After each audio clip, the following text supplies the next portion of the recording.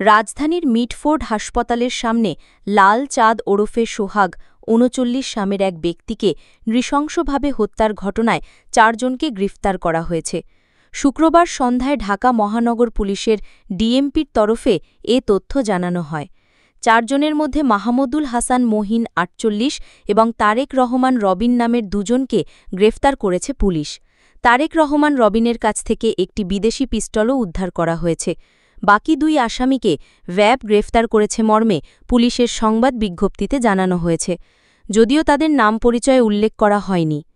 বুধবারের ওই হত্যাকাণ্ডের বিষয়ে ডিএমপি জানায়, মিটফোর্ড হাসপাতালের ৩ নম্বর গেটের সামনে পাকা রাস্তার উপর লাল চাঁদ ওরফে সোহাগকে হত্যার ঘটনায় নিহতের বড় বোন বাদী হয়ে কোতোয়ালি থানায় হত্যা মামলা করেছেন।